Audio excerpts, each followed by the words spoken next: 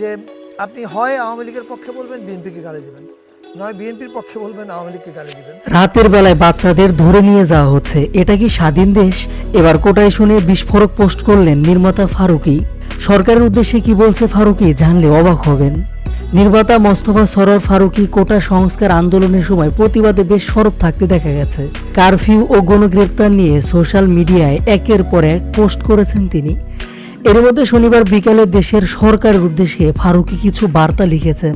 সরোয়ার ফারুকী তার ফেসবুকে সঙ্গীত শিল্পীর মতো আঁকা দুটি ছবি শেয়ার করে লেখেন, মানুষের ক্ষোভের ভাষা পাঠ করেন গায়ক শিল্পীদের মতো আঁকা এই দুটি ছবি আর সাথে লেখা কিছু কথা সেই ক্ষোভেরই একটা ছোট্ট উদাহরণ। এরকম আরো বহু মানুষকে দেখেছি যারা বিএনপি করে না, অনেকে আছে কোনো দলই করে না, কেউ কেউ ট্র্যাডিশনালি সফট আওয়ামী লীগ, সবাই প্রচন্ড ক্ষুব্ধ। মনে রাখবেন, মানুষের মনের ভিতর ক্ষোভ আর ঘৃণার চেয়ে বিধ্বংসী কোনো মরণাস্ত্র নাই। তিনি আরো লেখেন, কোথায় ছাত্র কিশোর শিশু হত্যাচারীদের বিচার দেখার কথা, সেখানে আমাদের প্রতিদিন ঘুম থেকে উঠে শুনতে হচ্ছে উদ্ভট সব কাহিনী। এসব আজব শাক পাবলিক রিলেশনস দিয়ে কি লাশের মিছিল ঢাকা যাবে? গেছে কোনো কালে। সারা দুনিয়ার মিডিয়া কি বলছে দেখেন, এমনকি পাশের দেশ ভারতে কি বলছে সেটাও দেখেন। বর্তমান সময়ে পুলিশের কর্মকাণ্ড নিয়ে প্রশ্ন তোলেন এই পরিচালক।